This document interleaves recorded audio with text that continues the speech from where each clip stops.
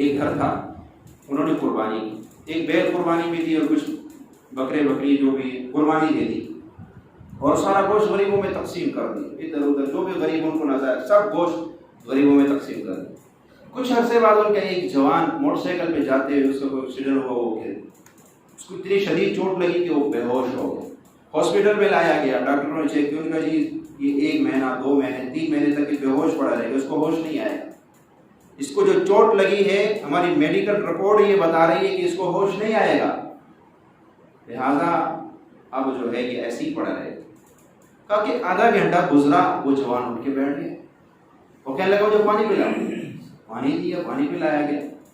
اس سے پوچھا کہ تو ہماری میڈیکل رپورٹ تو یہ بتا رہی تھی کہ تجھے اتنے عرصے تک ہوش نہیں آئے گا، تو کیسے ہوش میں آ گیا؟ اس نے کہا ابا جی وہ جو ہم نے قربانی دی تھی نا بکریوں کی بکروں کی، اور وہ بیل جو ہم نے قربان کیا تھا، جب مجھے چوٹ لگی نا، جو میرے ایکسیڈنٹ ہوا تو میں نے دیکھا کوئی جانور آئے اور انہوں نے جو ہے میرے بدن کے آگے اپنے آپ کو کیا، اور مجھے کم چوٹ لگی ان کو زیادہ لگ گئی، میرے چوٹیں وہ سہ گئے۔ کہا اس لیے میری بچت ہوئی ہے، اللہ کے نام پہ قربان کر، اس قربانی کی برکت سے جو ہم نے کیا اور غریبوں میں تقسیم کر۔ بہت عرصے کی بات ہے، میرے مرشد فرمانے لگے کہ میرے کرنل تھے حاضر ڈیوٹی، وہ میرے پاس آتے رہتے تھے مجلس میں، تو ایک دفعہ آئے، کہنے لگے کہ حضرت میں آیا ہوں، اب میں نے چھٹی لے لی ہے، میں نے عید جا کے اپنے علاقے میں گزار لی، گاؤں میں نہیں، اپنا جہاں وہ رہتا تھا کوئی سوسائٹی تھی وہاں رہتا تھا، تو کہنے لگا میں نے وہاں جو ہے عید گزارنی ہے تو قربانی بھی میں ادھر ہی کروں گا۔ تو میرے مرشد فرمانے لگے کہ میں نے اسے کہا کہ سنا ہے تیرا گاؤں ہری پور کی سائڈ پہ کسی دیہات کا رہنے والا ہے، تو وہاں کا اصل آبائی گاؤں تیرا وہاں ہے؟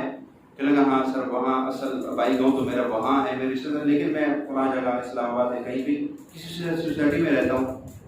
تو کہا کہ قربانی کہاں کرو گے؟ قربانی ادھر ہی کروں گا، اپنی سوسائٹی میں کروں گا۔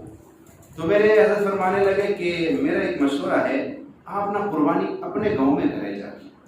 اپنے سوسائٹی میں نہ کریں، کیونکہ آپ اپنی سوسائٹی میں قربانی کرو گے وہاں گوشت دینے والے ہوں گے، لینے والے نہیں ہوں گے، اور اگر وہاں گوشت دینا بھی ہوا تو پھر ایک ران سے کم پہ کام نہیں چلے گا، ران سے کم پہ کام نہیں چلے گا، ناک بھی تو بچانی ہے، کلو 2 کلو سے تو گزارا ہی نہیں ہوگا، تو پھر باتیں ہوگی، ناک کٹ جائے گی، تو ایک ران دینی پڑے گی۔ غریبوں کے علاقوں میں آدھا کلو پہ بھی کام چل جاتا ہے، اور خوش بھی ہو جاتے ہیں اور دعائیں بھی مل جاتی ہیں۔ تو میرا مشورہ یہ ہے کہ آپ اپنے گاؤں میں جا کے قربانی کریں، وہاں لوگ زیادہ غریب ہیں، پھر اس قربانی گوشت تو امیر بندہ ہے تو آپ تو سارا سال ہی کھاتے رہتے ہیں، غریب بیچارہ سال میں ایک دفعہ پیٹ بھر کے گوشت کھا لیتا ہے، تو آپ ایسے کرنا ان گوشتوں کے پیکٹ بنا کے نا، جتنے سب سے پہلے رشتہ داری مقدم ہے، رشتہ داروں میں، پڑوسیوں میں، ہمسایوں میں، پھر جو بھی آپ کو غریب ملے دے دی۔ تو جنہوں نے قربانی نہیں کی رشتہ داروں میں ہمسایوں میں نہیں کی، ان تک سب سے پہلے گوشت پہنچائے، اپنے گھر میں بعد میں کھائے، پہلے غریبوں کو پہنچا دے، تو یہ گوشت ان پہ تقسیم کر دیں۔ ٹھیک ہے حضرت آپ کا حکم ہے، میں مانوں گا۔ وہ چلا گیا، اس نے جا کے اپنے علاقے میں قربانی کی اور گوشت سارا غریبوں میں تقسیم کر دی، خود بھی بیوی بھی تھی ساتھ، گوشت تقسیم کر دیا سارا غریبوں، کچھ اپنے لیے بھی رکھا ہوگا۔ تو وہ کچھ عرصے بعد آیا، کہنے لگا حضرت میری نا بیوی بیمار رہتی، ہر وقت کوئی نہ کوئی بیماری، کبھی کسی ہاسپٹل، کبھی کسی ڈاکٹر کی دوائی کھا رہی، بیماری نہیں جاتی تھی۔ کہا جب یہ قربانی دی ہم نے اور یہ غریبوں پہ گوشت تقسیم کیا تو میری بیوی نے اس کے بعد ایک خواب دیکھا، خواب یہ دیکھا ہے کہ خواب کے اندر ان کو الٹی آتی ہے، قے کرتی ہے، اور قے کے اندر جو نکلتا ہے وہ سانپ، بچھو اور پتہ نہیں کیا کچھ زہریلی چیزیں اسے نکل جاتی ہے اور ایسے چلی جاتی ہے، اور کوئی کہنے والا اس کو کہتا ہے تیری وہ بیماری وہ ڈاکٹروں سے ٹھیک ہونے والی نہیں تھی، وہ یہ تھی اور نکل گئی۔ اور کہا اس کے بعد میری بیوی بالکل صحت مند ہو گئی، کوئی بیماری نہیں۔ اللہ، یہ قربانی کی برکت ہے۔ ہم جو قربانی اللہ کے نام پہ کرتے ہیں اس کی برکتیں کتنی برکتیں ہم نے سوچا نہیں۔ یہ شجاع آباد کا علاقہ، شجاع آباد ملتان کے ساتھ، یہاں پہ ایک واقعہ یاد آ گیا تو چلو سناتا چلو۔ یہاں پر ایک نوجوان تھا، وہ اپنے ماں کا ایک بیٹا تھا، غریب تھا بیچارہ، ایسے چلتے اس نے دیکھا 2 بندے آپس میں لڑ رہے، اور دونوں اچھی جو ہے نا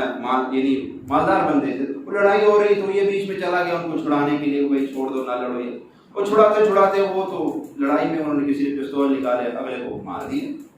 قتل ہو گیا۔ تو یہ بیچارہ تو چھڑانے گیا تھا، لیکن کیا ہوا، وہ جس نے جو قاتل تھا اس نے پیسے دے کے اپنی جان چھڑا لی اور وہ سارا مقدمہ اس پہ ڈال دیا کہ جی قتل اس نے کیا ہے۔ اب یہ بیچارہ غریب، اس کے پاس تو کچھ آئے نہیں، اس نے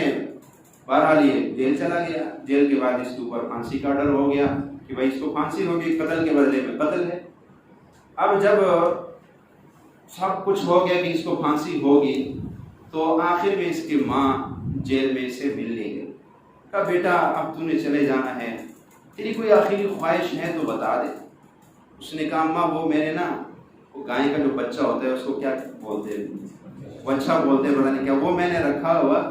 اور پالا ہوا تھا، اس لیے کہ بڑا ہوگا جوان ہوگا پھر اس کا دودھ پیوں گا، تو اب میں نے تو چلے جانا ہے، میرے پاس تو بہت کچھ ہے نہیں ہے، وہ ہے ایک تو زندگی۔ تو وہ قرآن کہتے ہیں نا کہ جب انسان کے موت کا وقت آتا ہے پھر وہ کیا کہتا ہے،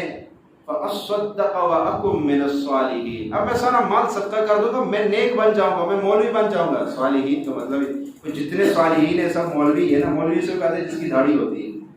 ہمارے ہاں تو مولوی اس کو کہتے ہیں جس کی داڑھی ہوتی ہے، اس کو کہتے ہیں مولوی صاحب، بیچارے اس کو کلمہ بھی صحیح نہ آتا ہو لیکن وہ مولوی صاحب بن جاتا ہے۔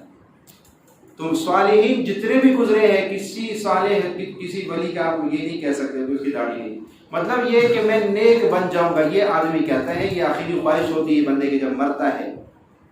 کہ میں سارا مال صدقہ کر دوں۔ اس نے کہا اماں میں نے تو اب دنیا میں رہنا نہیں، وہ جو ہے نا وہ اللہ کے نام پہ صدقہ کر دوں۔ ماں نے کہا بیٹا تیری یہ خواہش ہے میں ضرور پوری، ابھی جاتی ہوں ابھی پوری کر دوں۔ وہ چلی، ماں اس کی چلی گئی گھر جا کے وہی جانور کو ذبح کر کے، اور کہا اماں وہ ذبح کر کے نا سارا گوشت غریبوں میں تقسیم کر دینا، سب غریبوں کو کھلا دینا، شاید میری بخشش کا یہی سامان ہو جائے۔ تو اس کی ماں نے جا کے یہی کیا، سارا گوشت تقسیم کر دیا غریبوں پہ، اور اگلے صبح یا اس سے کچھ چند دیر بعد اس کو پھانسی ہونی ہے۔ پھانسی کے تختے پہ اس کو لٹایا جو ہے ڈالا گیا، پاؤں بھی باندھ دی، ہاتھ بھی باندھ دیا، اور جناب اڈر ہو گیا اور پھانسی ہو گئی۔ بعد میں جا کے ڈاکٹروں نے چیک کیے تو اب اس کی نبضیں چل رہی، بندہ زندہ ہے لیکن بے ہوش ہے۔ انہوں نے وہیں سے ہاسپٹل لایا، اس جو ہے جو بھی دوائی وغیرہ تھی وہ ٹھیک ہو گیا۔ اس سے پوچھا کہ یہ تو زندہ کیسے رہ گیا، اس میں تو کوئی زندہ رہتا ہی نہیں، اتنے ٹائم کے بعد تو آدمی مر جاتا ہے۔ اس نے کہا بالکل بات یہی ہے، لیکن جب مجھے پھانسی ہوئی اور میری نیچے سے تختہ نکالا گیا تو وہ جو گائے کا بچہ میرے والدہ نے قربان کیا تھا میرا، وہ آیا اور اس نے اپنی سینگ میرے پاؤں کے نیچے کر دی، مجھے پھر کچھ نہیں ہوا۔ اللہ کے نام پہ قربان کر دینا، چاہے وہ عید الاضحیٰ کی قربانی کے نام پہ ہو، چاہے وہ سال میں کسی اور نام پہ، اللہ کے نام پہ کسی ایک جانور کو اللہ نے اگر وسعت دی ہے تو اس عید الاضحیٰ پہ تو قربانی کرنی ہے، سال کے اندر بھی کبھی کبھی جانور لا کے اللہ کے نام پہ ذبح کر کے اور پھر خود شاپروں میں گوشت پہ کر کے مستحق تک پہنچائے، غریبوں تک خود پہنچائے، کسی کے حوالے نہ کر دے یہ اطمینان کر کے کہ وہ پہنچا دے گا، خود غریبوں کو تلاش کرے، ان کو دے، پھر دیکھیں آپ کے مسائل، آپ کے پریشانیاں، آپ کے اوپر بلائیں مصیبتیں دور ہوتی ہے کہ نہیں ہوتی۔ تو انشاءاللہ اس قربانی کے اندر کیا کریں گے، گوشت غریبوں میں زیادہ تقسیم کریں گے۔ اور اگلی ایک بات اور بتاؤں، یہ قربانی کے اندر جتنے بھی ہمارے گھروں میں ہڈیاں جمع ہوتی ہیں ان کو گندگی میں نہ پھینکیں، بس ان کو جمع کر کے پاک صاف جگہ پہ رکھیں۔ ان ہڈیوں کے اوپر اللہ نیک جنات کو دوبارہ خوراک لگا دیتا ہے، اور آپ ان کے خوراک کو اگر جمع کر کے محفوظ رکھیں گے، وہ آپ کے لیے دعائیں کریں گے، تو سال بعد اس دن میں ہڈیاں بہت جمع ہو جاتی ہے اور ہم ان کو ادھر ادھر گندگیوں میں پھینک دیتے ہیں۔ لہٰذا جو قربانی کی ہڈیاں یا ویسے بھی گوشت کی ہڈیاں گھر میں گوشت بنائیں تو ان کی ہڈیاں گند میں نہ پھینکا کریں، ان کو جمع کر کے، اس کی بڑی برکتیں آپ کو ملیں گی۔ اس پہ بڑے واقعات ہیں میرے پاس، لیکن وقت ہی نہیں ہے، کیا